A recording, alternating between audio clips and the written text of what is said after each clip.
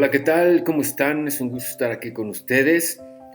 Vamos a continuar el estudio del libro de Efesios y este es el estudio número 6, pero vamos a ver un tema que se llama Conociendo el conocimiento. La semana pasada estuvimos viendo el estudio a través de versículo 15 al 23. Pero la verdad es que es muy profundo ese pasaje, por lo cual pues me tomé un tiempo para poder escudriñarlo todavía más, para complementar lo que vimos la semana pasada. Si no escucharon el estudio de la semana pasada, pues les recomiendo que lo escuchen para que puedan agarrar el hilo, ¿no? Bueno, pues vamos a profundizar más todavía este pasaje de Efesios capítulo 1 del 15 en adelante. Y bueno, antes de comenzar, hay que aclarar que uno de los errores más comunes en el cristianismo el día de hoy es que se piensa que vivir en el espíritu significa tener una vida en el cual hayas experimentado algo o que sigas experimentando algo místico. Y no tiene nada que ver, ¿no? Porque, fíjense, estaba leyendo una encuesta que hicieron en Estados Unidos y es una encuesta vergonzosa, la verdad. Le preguntan a varias personas qué es más importante, si estudiar la Biblia o vivir una experiencia mística. Y fíjense que desafortunadamente la mayoría decía tener una experiencia mística, ¿no? Y se justificaban en que, bueno, o sea, es que es una evidencia de que tienes al espíritu y de que es una evidencia de que estás en una relación correcta, etcétera, etcétera. Sin embargo, es muy contrario a lo que precisamente estuvimos estudiando en el capítulo 1 de Efesios, ¿no? Totalmente opuesto, ¿no? A lo que enseña este capítulo, ¿no? Porque el énfasis de Pablo, lo que él muestra, la manera en la que lo muestra también, esa orden de secuencia que es doctrina, comprensión y práctica, esto es repetitivo en todas sus cartas, nos muestra que es un modelo diferente, ¿no? Porque sí tiene que haber comprensión, sí tiene que haber práctica, pero para todo esto, para poder potencializar el conocimiento o la doctrina, por decir así, para energetizar la palabra es necesario la oración, es muy importante. Y en consecuencia, pues de la oración, ahora sí que ya teniendo la comprensión clara de lo que uno está estudiando, lo puedes transformar en tu vida, ya lo puedes vivir de manera práctica. Y por eso vemos, por ejemplo, en Hechos capítulo 6, del 1 al 4, podemos ver cómo los primeros ancianos delegaron a varias personas, no sé si recuerdan, en Hechos 6, del 1 al 4, que se presenta un problema porque los griegos se quejaban de que las mujeres, las señoras no eran atendidas en las mesas porque acuérdense que estaban distribuyendo comida y todo esto y empezó a haber conflictos. Entonces por eso es que los ancianos delegaron a personas solamente a servir las mesas y hacer todo esto, mientras que ellos, los apóstoles, se dedicaban al estudio de la palabra y a la oración. Es importantísimo el estudio, tanto el estudio como la oración, como lo estamos viendo con Pablo, ¿no? Y es que estas cosas juntas hacen que la palabra penetre en las mentes precisamente y el Espíritu Santo ilumina los receptores para poder vivir de manera práctica en sus vidas estas verdades. Entonces, este es el mismo principio que vemos en Efesios precisamente, ¿no? Entonces vemos en el versículo 15, vamos otra vez, Efesios 1:15, primeramente lo que vemos son las características de un convertido, que era la fe en Cristo y amor a los hermanos. Ya la explicación de este versículo está en el estudio anterior. Ahora, el énfasis de este pasaje de Pablo del 15 al 23 es para que los efesios tuvieran conocimiento. O sea, la prioridad en su oración, como lo vimos la semana pasada, es que los efesios tuvieran conocimiento.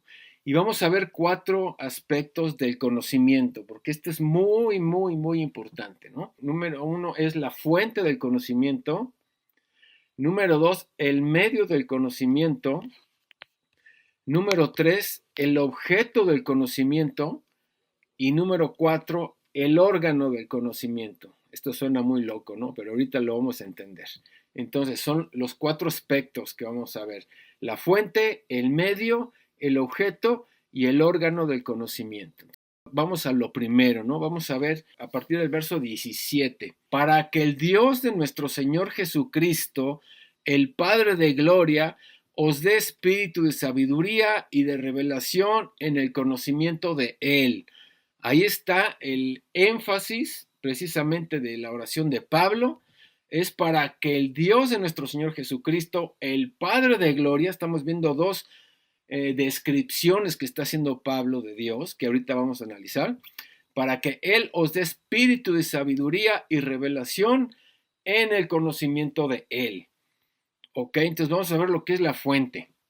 Y esto es interesante, ¿no? El Padre de gloria, además. Esto y otros pasajes nos muestran que Jesús no es el receptor, sino que Él es el que nos lleva al Padre. Sí, me explico, Él no es el receptor de la oración, sino que Él es el intercesor. Él es el que nos lleva al Padre. ¿Por qué? Porque Él es el sumo sacerdote, porque Él es nuestro mediador, porque solamente a través de Él es que llegamos al Padre. Primera de Pedro 3:18 nos dice que Él padeció por nosotros para llevarnos al Padre. Ahí lo estamos viendo, Primera de Pedro 3:18. Él es el que nos intercede, es nuestro abogado, es el que ve por nosotros para con el Padre. Ahora, aquí estamos viendo a Pablo que está orando de una manera simple, pero con adoración. Y esto es algo interesante de saber porque muchas personas ponen énfasis en que la oración debe de ser casi como una liturgia, tiene que ser con palabras muy floreadas y de repente uno escucha oraciones demasiado rebuscadas, esto que creo que a veces ni lo practica lo que está diciendo el orador, ¿no? Entonces hay mucha gente que le pone énfasis a que las palabras tienen que ser muy rebuscadas o muy teológicas, ¿no? Otros dicen, se van al extremo y otros dicen que la oración debe de ser muy sencilla o muy simple, ¿no? Pero sin embargo, una oración sin alabanza, sin adoración, sin devoción, es una oración superficial. Entonces tiene que haber como que un equilibrio, ¿no? Y aquí estamos viendo en Pablo cómo es que no son muchas palabras las que dice, son palabras relativamente sencillas, pero al mismo tiempo son profundas. Lo importante en la oración, como lo estamos viendo con Pablo, es el objeto de la oración. ¿Qué es lo que se está orando?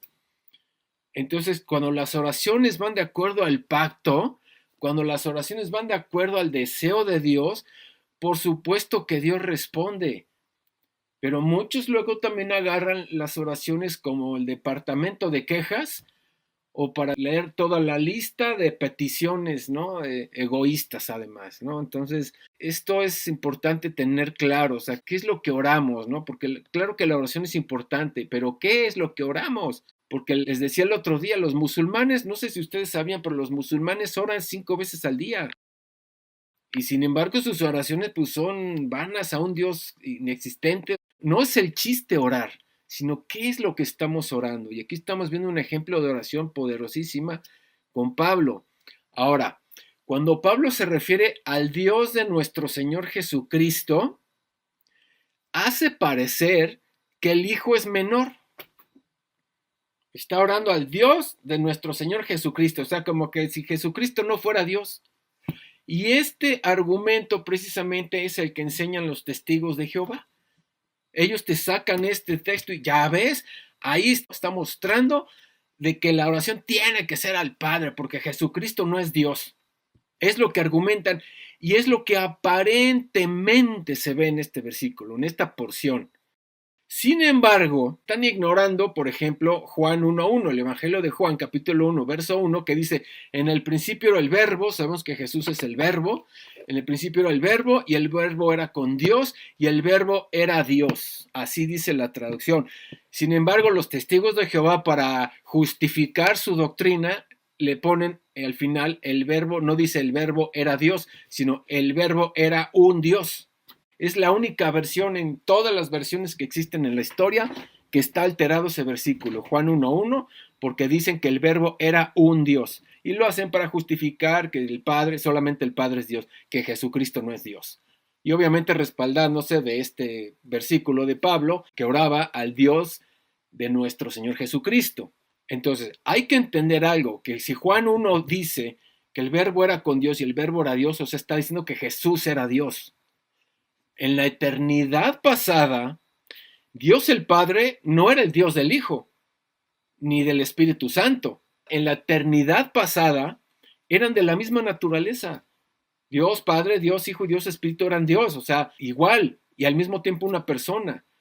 Pero cuando el Hijo hace acto de presencia en el planeta Tierra, Él se despojó de su gloria tomando forma de hombre y de nuestra propia naturaleza para poder llevar a cabo nuestra salvación.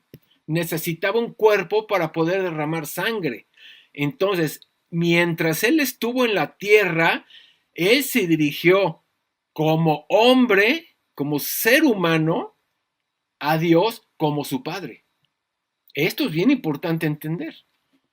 Y por eso el Dios Padre llegó a ser su Dios. Y de hecho Jesús lo dice en Juan 20:17, cuando después Él resucita y que se acerca María que lo quiere tocar, dice, no, no me toques, no me toques. Le dice, subo a mi Padre y a vuestro Padre, a mi Dios y a vuestro Dios. O sea, ¿por qué? Porque mientras Jesús estuvo en esta tierra, se dirigió precisamente al Dios el Padre como su Dios.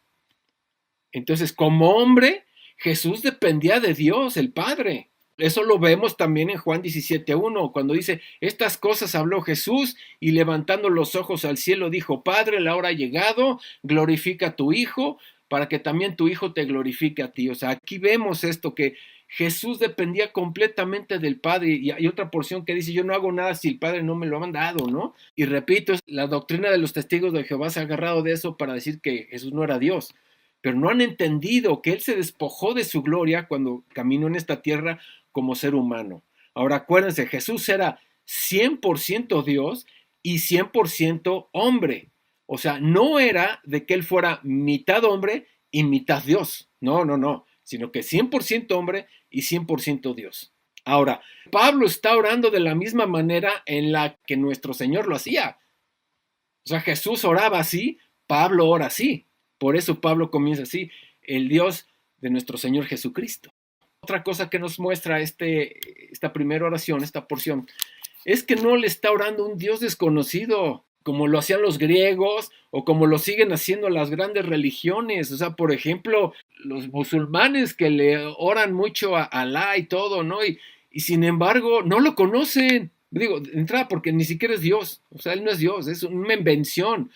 Pero su propio Corán dice en uno de sus suras, de sus versos, dice que Él cambia, entonces no lo pueden conocer. Entonces es un Dios impersonal, creado de su propia imaginación, pero en el caso del Dios de la Biblia, el Padre de Jesucristo, es un Dios perfectamente identificado, un Dios certero, definido y revelado a Pablo en una forma irrefutable. Y lo mismo que los judíos en el Antiguo Testamento, por ejemplo, cuando se dirigían a Dios, cuando decían el Dios de Abraham, de Isaac y de Jacob, o sea, ellos tenían bien identificado quién era el Dios, porque ese Dios era el Dios de la promesa, Abraham, y por eso mencionaban a Abraham, el Dios de Abraham.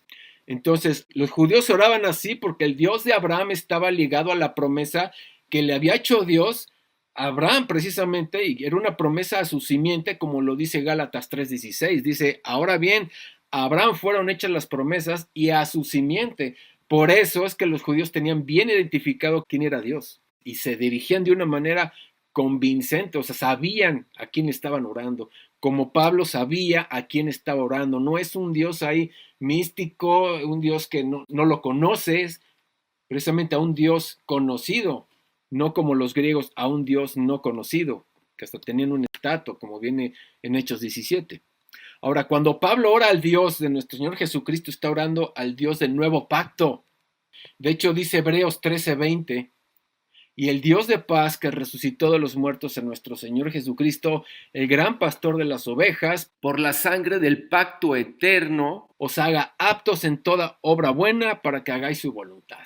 Es un Dios que establece con nosotros una relación orgánica, viva. No es un Dios lejos, como muchos piensan que es Dios, que es un viejito allá en un rincón del universo, por allá perdido, ¿no? Así, bonachón, y no conocen a Dios, definitivamente. Ahora, volviendo al texto, Efesios 1, versículo 17, analizamos cuando Pablo se refiere al Padre de gloria. Dice, para que el Dios de nuestro Señor Jesucristo, el Padre de gloria. ¿Qué significa Padre de gloria? Bueno, hay algunos ejemplos, si quieren anotar, en Génesis 4, versículo 20, ahí hay dos ejemplos claros que dice, y Ada dio a luz a Jabal, el cual fue padre de los que habitan en tiendas y crían ganados. Ahí está hablando de alguien que es padre de los que habitan en tiendas y crían ganados.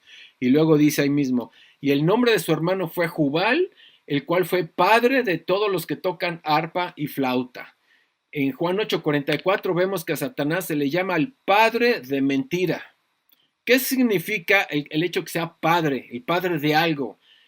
Padre significa el originador de algo. Por eso en el verso de Efesios 1:17, cuando dice el Padre de gloria, significa que el Padre es el originador, el que ha creado y personifica la gloria. ¿Cómo definimos lo que es la gloria? Bueno, la gloria es la suma de todas las excelencias, atributos y perfecciones de un Dios todopoderoso.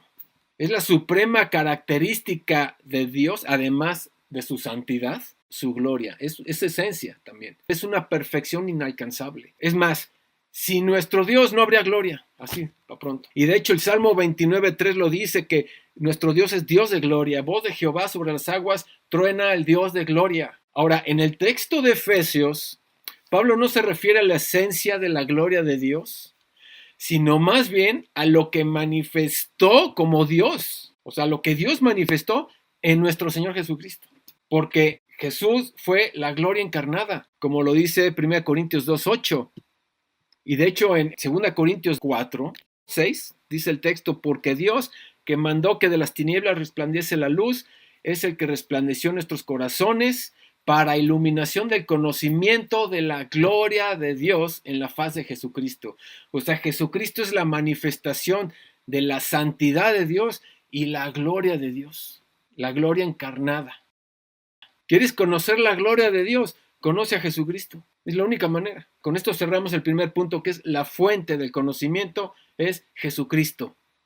¿Ok? Ahora, segundo punto, el medio del conocimiento. ¿Cuál es el medio del conocimiento? Bueno, leemos en el texto que dice que Dios de nuestro Señor Jesucristo y Padre de gloria os dé espíritu de sabiduría y de revelación en el conocimiento de Él. Pregunta, ¿puede el hombre conocer a Dios? El hombre natural está imposibilitado de conocer a Dios. El problema fundamental imposibilitó al hombre natural conocer a Dios. Eso lo sabemos todos. Ahora, el conocimiento de Dios es la meta más sublime que cualquier ser humano pueda alcanzar en esta vida. No hay cosa con mayor propósito en esta vida que conocer a Dios. Pero ¿cómo puede un ser humano caído, separado de su creador, con el entendimiento entenebrecido, engañado por el príncipe de las tinieblas de este mundo, gobernando en su mente con pensamientos sucios, vanos, egoístas, con una mente diminuta, además, una mente diminuta, limitada, insuficiente, mortal, corrompida, autoengañada, donde además dicen que ni siquiera usamos la mitad de su potencial? ¿Cómo queremos con una mente así conocer a un Dios inmesurable, a un Dios eterno, un Dios inmarcesible que no tiene principio y fin? ¿Cómo es posible?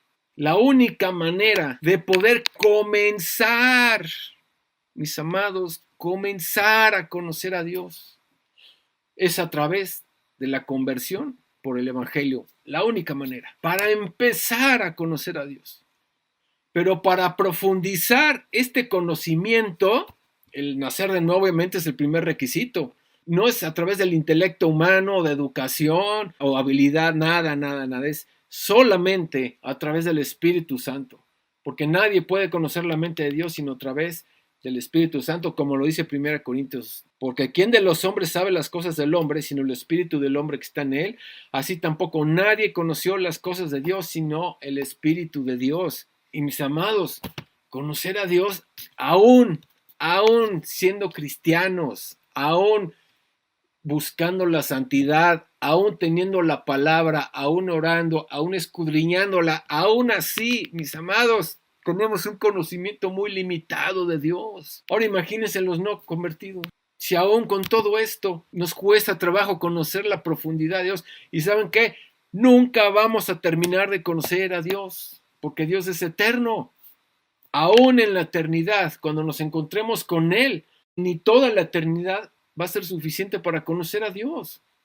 Porque el día que conozcamos a Dios al 100% ya vamos a ser dioses, nunca lo vamos a hacer. Entonces imagínense, para empezar a conocer a Dios en este plano terrenal, pues tenemos que empezar, número 1, con la conversión, obviamente.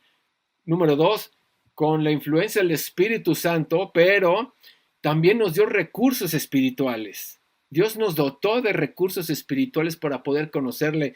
Y uno, en primer lugar, es la oración. La oración es importantísima, como aparece en el texto. O sea, Pablo está orando, ¿no? Y otra, a través de ese espíritu de sabiduría y revelación. Y esto es algo interesante, ¿no? Porque en el texto de Pablo, que estamos viendo, no se está refiriendo al Espíritu Santo. Cuando dice espíritu de sabiduría y revelación, no está hablando del Espíritu Santo. ¿Por qué? Por varios aspectos. Número 1, para empezar, viene en minúscula. Y cuando la palabra espíritu viene en minúscula, no es el Espíritu Santo. Entonces, para empezar, viene en minúscula. Por otro lado, la palabra original griega es neuma. No está precedida por un artículo, porque cuando habla del Espíritu Santo, está precedida por un artículo. Entonces, por lo tanto, no es una persona. Además, el Espíritu Santo ya habita en nosotros. Ahora, por otro lado, tampoco se refiere al espíritu humano, porque de igual manera ya está en nosotros, nuestro espíritu está dentro de nosotros. No está hablando de darles espíritu humano, o sea, para nada, no tiene nada que ver. Entonces, ¿a qué se refiere? Bueno, podría, mis amados, esto es algo muy loco, pero podría ser ambas cosas. Porque la palabra espíritu, que vemos aquí, neuma, también puede ser usada en el sentido de disposición, influencia o actividad. Como por ejemplo, hoy en día, a veces lo aplicamos cuando le decimos a alguien, oye, vienes con un espíritu bien fregón, ¿verdad? O con un espíritu de alegría, o vienes con un espíritu depresivo. Eso es aplicable hoy en día, y no estamos hablando de un Espíritu Santo, ni estamos hablando del espíritu humano, pero sí estamos hablando de algo que está operando en uno. Estamos hablando de una actitud de corazón. Cuando traes ese espíritu de criticón, por ejemplo. Otro ejemplo lo vemos en Mateo 5:3, cuando Jesús dijo, bienaventurados los pobres en espíritu. No está hablando del Espíritu Santo ni del espíritu humano, sino de una actitud de corazón. Entonces, lo que Pablo le está pidiendo a Dios en esta oración es que el Espíritu Santo trabaje en el espíritu del hombre para producir un espíritu de sabiduría y revelación para poder conocer sus bendiciones. ¿Así? Y nuevamente el pasaje de 2 Corintios 2:10 lo podemos ver, lo leemos de nuevo. Pero Dios nos lo reveló a nosotros por el Espíritu, porque el Espíritu todo lo escudriña, aún lo profundo de Dios.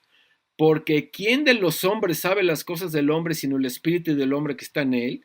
Así tampoco nadie conoció las cosas de Dios sino el Espíritu de Dios. Y nosotros no hemos recibido el Espíritu del mundo, sino el Espíritu que proviene de Dios, para que sepamos lo que Dios nos ha concedido. Por otro lado, la palabra revelación enfatiza la comunicación de la verdad divina en nosotros. Esa es la revelación. La revelación que es esa comunicación con nosotros, esa comunicación de algo divino con nosotros. Eso es revelación. Mientras la palabra sabiduría enfatiza el uso correcto de este conocimiento. ¿Sí me la cacharon? Si no, escuchen el audio, pero se lo repito. Revelación, transmisión de conocimiento. Sabiduría, el uso de este conocimiento. Lo repito, la revelación es transmisión del conocimiento, mientras que la sabiduría es el uso correcto de este conocimiento. Es lo que está orando Pablo. Entonces, la palabra conocimiento en el texto se refiere al conocimiento profundo de Dios. No es un conocimiento superficial o intelectual. No tiene nada que ver con eso. Y con esto pasamos al tercer punto. ¿Cuál es el objeto del conocimiento? Bueno, aquí Pablo está orando. Es interesante que Pablo en su oración no está diciendo para que el Dios de nuestro Señor Jesucristo, el Padre de gloria, les quite el dolor de estómago o el dolor de espalda que tienen o que ya no los persigan. o que no les falte comida, o que encuentren un local grande para formar la iglesia, o cualquier otra petición o cualquier necesidad que tenían los efesios. No está orando por eso, está orando por espíritu, sabiduría, revelación, para que tengan entendimiento de Él, conocimiento de Él, pero un conocimiento profundo. No se trata de un conocimiento básico y superficial, porque miren, muchos cristianos dicen conocer a Dios. Dios se ha dado a conocer en la palabra a través de tres cosas. Número uno, ha dado a conocer su poder a través de la creación. Ha dado a conocer su carácter a través de su ley y ha dado a conocer su justicia a través del Evangelio. Y se puede tener un conocimiento exhaustivo y profundo de esto, ¿no? De pues, la justicia, el Evangelio, pero el énfasis el que Pablo está haciendo, del que está hablando, es el conocimiento profundo de Él, el conocimiento personal de Él, de Dios, no tanto de algo doctrinal, sino de su persona. ¿Para qué? Para tener una relación personal con Él. Entonces, de hecho, dice Juan 1.3, lo que hemos visto y oído, eso os anunciamos, para que también vosotros tengáis comunión con nosotros, y nuestra comunión verdaderamente es con el Padre y con su Hijo Jesucristo. Primera de Juan 1.3. Ahora, la palabra conocer, que en el griego es ginosko, es una palabra que se puede traducir también como intimidad, como una participación común. Por ejemplo, para que ustedes puedan entender el grado de profundidad de lo que es el conocimiento que Pablo está orando para que tengamos conocimiento con Dios, es equivalente humanamente, por ejemplo, al nivel de intimidad que tiene una pareja cuando tiene una relación sexual. Cuando tienen intimidad, a ese nivel de intimidad se está refiriendo Pablo, cuando dice que tengamos conocimiento de él. Porque, por ejemplo, en Génesis 4, cuando dice, y Adán conoció a Eva, o sea, no es de que llegó Adán y, yo, hola Eva, mucho gusto, soy Adán. No, no, no. Cuando dice que Adán conoció a Eva y engendró, quiere decir que tuvieron intimidad. La palabra conocer en la Biblia, en el Antiguo Testamento, significa también intimidad sexual.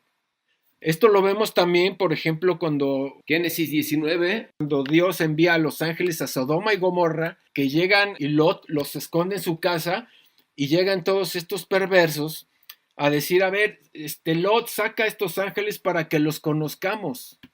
Ahí la palabra conocer, ahí también implica pues, que querían pues, tener relaciones con los ángeles. Entonces, a ese nivel de intimidad se refiere Pablo, que le pide a Dios que tengamos, o bueno, en el caso de los efesios, pero también nosotros, que tengamos esa intimidad a ese nivel, esa intimidad con Dios. Y fíjense, a mayor conocimiento de Cristo, mayor gracia y entendimiento. Y a mayor gracia y entendimiento, mayor conocimiento de Cristo. La manera que más amas a tu pareja, a los que tienen pareja, ¿no? Es cuando la conoces mejor. Y no sé si se acuerdan del ejemplo que les platiqué la clase pasada de una muchacha que el papá le recomienda un libro muy bueno. Entonces ella está muy entusiasmada leyendo el libro y conforme va leyendo como que le va perdiendo interés y al final dice, no, pues como que no lo haya interesante. Sin embargo, después de un tiempo conoce a un joven y se enamora profundamente de él y se entera esta mujer de que este varón es el autor del libro que estaba leyendo. Entonces, cuando esta mujer regresa a su casa y comienza a leer otra vez el libro que antes le parecía medio aburrido, ahora lo ve con mucho interés. ¿Por qué? Porque ahora no nada más conoce el libro, sino conoce al autor del libro. Entonces, ese es el énfasis que Pablo está haciendo en esta oración, que tengamos esa intimidad para conocer a Dios, en verdad, impactarnos de Él, empaparnos de Él, no tanto de lo que Él ha hecho, porque claro, todo lo que Él ha hecho por nosotros, lo sabemos, más, es por Él, por su persona, amarlo profundamente. Y repito, a mayor conocimiento de Él, ¿cómo lo conocemos? Pues conociendo a Cristo. Y a mayor conocimiento de Cristo, mayor amor le tenemos. Y al mayor amor y entendimiento, pues mayor conocimiento de Cristo. Una espiral ascendente. ¿Qué diferencia el cristianismo de hoy? El cristianismo de hoy se enfoca en el hombre y no en Dios. Todas las prédicas son que tú eres el importante, ¿no? Ahora, si se enfocan en el conocimiento de Dios es para aplicarlo a su propio beneficio. Y es lo que hacen muchísimos cristianos, diciéndole a Dios cómo hacer las cosas. O sea, a lo mejor es algún problema que tú tienes, mi amado, y no te has dado cuenta. Ojalá y no, pero piensa y medita. Te estará sucediendo lo mismo. Estás adaptando la Biblia a tus moldes. Tú quieres adaptar a Dios a tus moldes. O tú te estás adaptando a Dios. Tu vida se está acoplando al deseo de Dios. O tú lo quieres adaptar a Él. Ahí se queda de tarea. Ok, y por último, vamos a ver, ya vimos la fuente del conocimiento, el medio del conocimiento, el objeto del conocimiento y por último, el órgano del conocimiento. Y esto es algo también muy interesante, ¿no?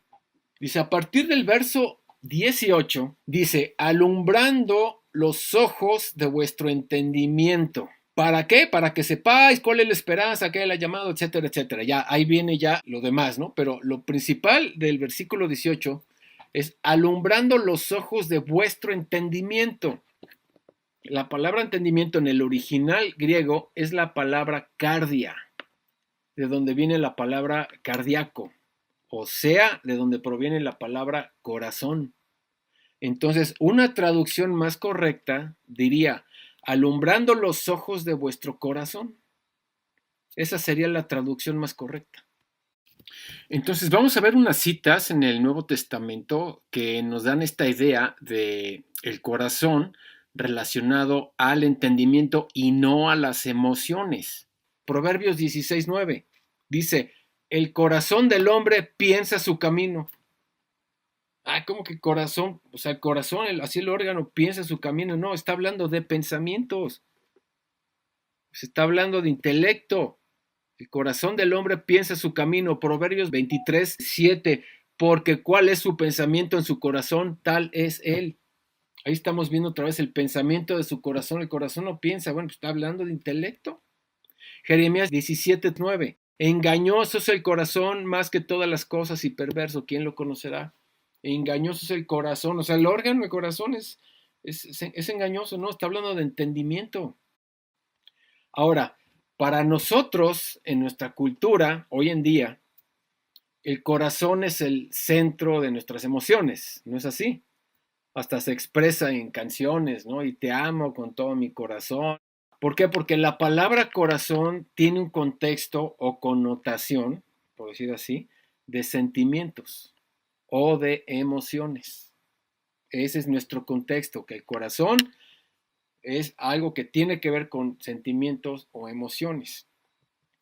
Pero no era así en el mundo antiguo, mis amados. No era así en los tiempos de Jesús. En el mundo antiguo las emociones estaban asociados, chequen, con los intestinos. Colosenses 3:12. Vestíos pues como escogidos de Dios, santos llamados de entrañable misericordia. Es algo que sale de tus entrañas, o sea, de tus intestinos.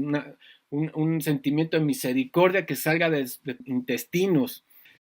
Nosotros ya no usamos esa connotación. Porque imagínate, no sé, unos enamorados y que le dices, oye, te amo con todos mis intestinos. Como que ya no aplica, ¿verdad? Mire, algo que asocia lo que ellos pensaban en cuanto a los intestinos, y hoy en día lo podemos asociar, es que cuando nosotros tenemos fuertes sentimientos negativos, cuando presenciamos una injusticia o cuando nos aplican una injusticia, ¿no sientes que tus intestinos se retuercen? Cuando tenemos esos sentimientos fuertes, ¿no sientes que se te mueve por dentro algo? Bueno, esa es la connotación, precisamente. Entonces, para los hebreos, es la conclusión de esto, para los hebreos, el corazón o la palabra cardia no tiene una connotación de sentimientos. Repito, para los hebreos el corazón o la palabra cardia no tiene la connotación de sentimientos, sino de pensamientos. O sea, era el centro del conocimiento, de comprensión y sabiduría, o sea, los pensamientos, y por eso se traduce entendimiento o corazón. En conclusión, el corazón es el centro donde se procesan nuestros pensamientos, el órgano para el conocimiento y comprensión de los creyentes, o más bien de los convertidos, es el pensamiento y no la emoción. O sea, Dios no trata a lo largo de la Biblia, no trata de apelar a nuestras emociones, sino a nuestro pensamiento. Dios quiere cambiar nuestros pensamientos, porque si no cambian nuestros pensamientos, no puede cambiar nuestra manera de vivir. Si no cambian nuestros pensamientos, no puede cambiar nuestra voluntad. No tiene nada que ver con las emociones. Y el cristianismo de hoy precisamente incita a las emociones y no al pensamiento. Bueno, ahora, ¿quiere decir que las emociones sean malas o sean negativas? Para nada. O sea, sí tienen valor las emociones. Obviamente Dios nos lo dio, son herramientas que Dios nos dio. Ya son innatos en el ser humano y tienen un valor siempre y cuando se alineen a la palabra de Dios y siempre y cuando sean guiadas y controladas por el Espíritu Santo, porque cuando entran las emociones antes que el pensamiento vienen los desastres. Entonces, cuando las emociones y sentimientos son alineadas al deseo de Dios, entonces eso afecta los diferentes aspectos y sectores de nuestra vida. Y por eso es cuando nuestro corazón se enternece y los sentimientos ya entran en juego, pero siempre y cuando esté alineado al deseo de Dios, a la voluntad de Dios. Y repito, cuando las emociones se anteponen a la mente, es cuando vienen las tragedias. Y no hay cosa peor en el cristianismo que anteponer emociones antes del pensamiento. Y por eso vemos también cantidad de embarazos no deseados. Según las estadísticas, yo tenía unas estadísticas del 2010, pero 8 de cada 10 embarazos son no planeados. ¿Por qué? Porque les ganan las emociones. Bien dice el dicho, cuando gana la hormona, muere la neurona. Hormona mata neurona. Y es verdad. Cuando entran las emociones, los pensamientos chinman. Es un enemigo ya de los pensamientos. Se convierte en un enemigo de la razón. Y fíjense, el cristianismo de hoy promueve eso, promueve las emociones. Desgraciadamente, o sea, es algo que es una plaga hoy en día. Por eso Pablo ora para que el entendimiento sea alumbrado, pensamientos sean alumbrados y poder gozar de las bendiciones. A partir del verso 18, Pablo ahora sí da una lista de seguridades espirituales resultado por la obra de Jesucristo y que se traducen, y eso lo vimos en el estudio anterior, lo repasamos ya rápidamente y con esto cerramos. O sea, Pablo nos está revelando, vamos a leerlo, versículo 18, alumbrando los ojos de vuestro entendimiento para que sepáis cuál es la esperanza a la que Él os ha llamado. ¿Se acuerdan que lo vimos la semana pasada? ¿A qué se refiere? ¿Cuál es la esperanza a que Él os ha llamado? ¿Cuál es la mayor esperanza que tenemos todos nosotros y que ya tenemos la seguridad de que ya es un hecho? Es la vida eterna. Es la mayor esperanza que tenemos, que vamos a tener la vida eterna. Y luego dice, ¿y cuáles las riquezas de la gloria de su herencia con los santos? ¿A qué se refiere? ¿A qué seguridad se refiere? Por el Evangelio, gracias al Evangelio. Se refiere al perdón eterno.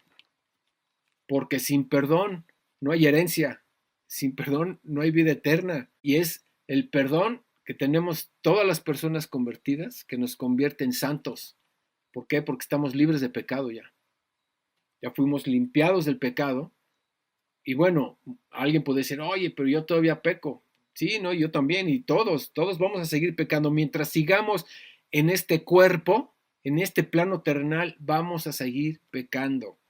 Pero la palabra dice, primera de Juan 2:1, que abogado tenemos que intercede por nosotros y que si pecamos, confesamos nuestro pecado, Él es fiel y justo para perdonarnos.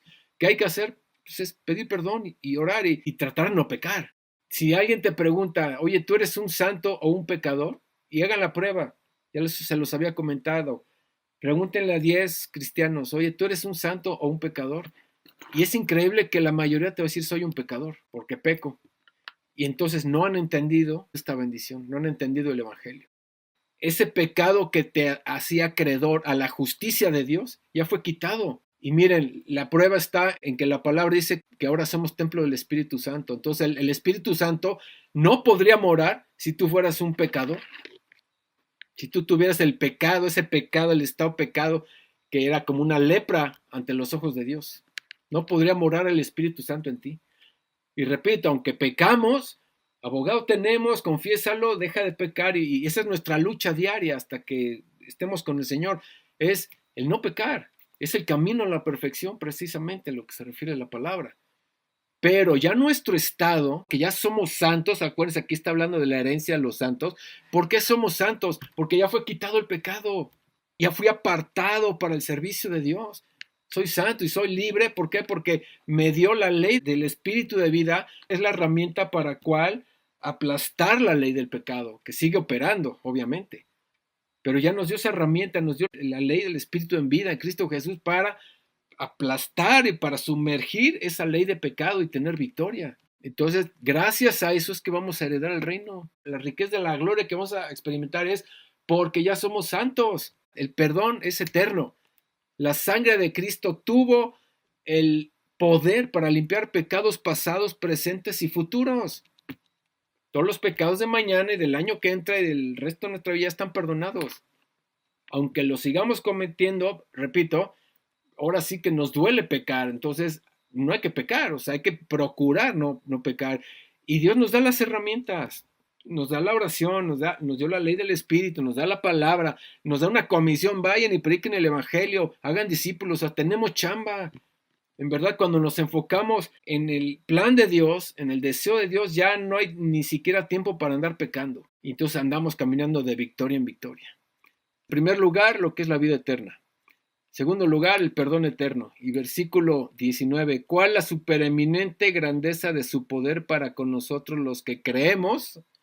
¿De qué poder está hablando? ¿De qué supereminente grandeza de su poder? Acuérdense, la palabra poder en el griego aquí es dunamis, que es poder explosivo. O sea, tenemos un poder dentro de nosotros explosivo.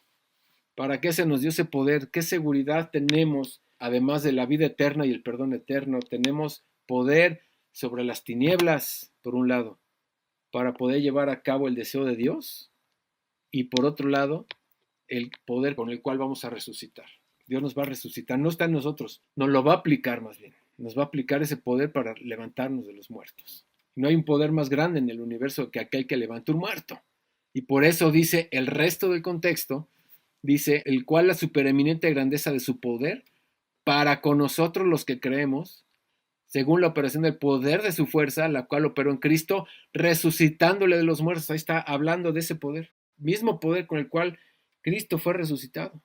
Aquí no habló del poder con el cual caminó en el agua, o con el cual multiplicó el pan, o con el cual le dio vista a los ciegos, o con el cual abrió el mar rojo, o aventó las plagas. No está hablando de nada de eso. ¿De qué poder está hablando? De aquel que levantó a Jesús de los muertos. Y repito, no hay poder más grande en el universo que aquel que levanta un muerto. Y a partir de aquí, a partir del 21, habla precisamente de quién es Cristo, quién es Jesús hoy en día. Sobre todo principado y autoridad y poder y señorío. Ahí vemos la autoridad de Jesús. No hay nadie más grande que Jesús en el universo. Y sobre todo nombre que se nombra no solo en este siglo, sino también en el venidero. O sea, es la máxima autoridad en el universo. Y sometió todas las cosas bajo sus pies y lo dio por cabeza sobre todas las cosas. ¿A quiénes? A nosotros, a la iglesia, la cual es su cuerpo, la plenitud de aquel que todo lo llena en todo. Nosotros somos el cuerpo de Cristo, mis amados. Y nos está delegando un poder para una misión específica que ya saben cuál es. Qué horrible ha de ser si alguien está parapléjico, o sea, tiene su mente íntegra y todo, pero que mande órdenes a su cuerpo y no pueda moverse, que no pueda caminar, que no pueda moverse, o sea, que sí está su mente íntegra, pero que su cuerpo no reaccione a las órdenes de su mente. Ha de ser muy frustrante para alguien así, ¿no? Pues ha de ser lo mismo para Dios, que Cristo siendo la cabeza envía órdenes a su cuerpo de hacer cosas y que el cuerpo no haga lo que tenga que hacer. Al contrario, no nada más no cumpla su deseo, sino que anda haciendo cosas ajenas a su voluntad, que lo ofenden. Qué horrible ejemplo. Y pues que no sea así en nuestro caso, mis amados. Eso ya es individual. Cada uno de nosotros es responsable de lo que hace de lo que dice, lo que piensa, o sea, de lo que Dios te ha dado, qué es lo que estás haciendo con lo que Dios te ha dado, cuánto de su deseo estás cumpliendo en tu vida. Hazte esa pregunta. ¿Cuánto realmente estás haciendo de su deseo en tu vida? Y no importa la cantidad de tiempo, es la calidad de lo que hagas. ¿Cuántas personas les compartiste en esta semana? ¿A quién estás discipulando? En verdad, ¿cuánto de la obra de Dios está reflejado en tu vida? Es una pregunta abierta para todos y para mí también.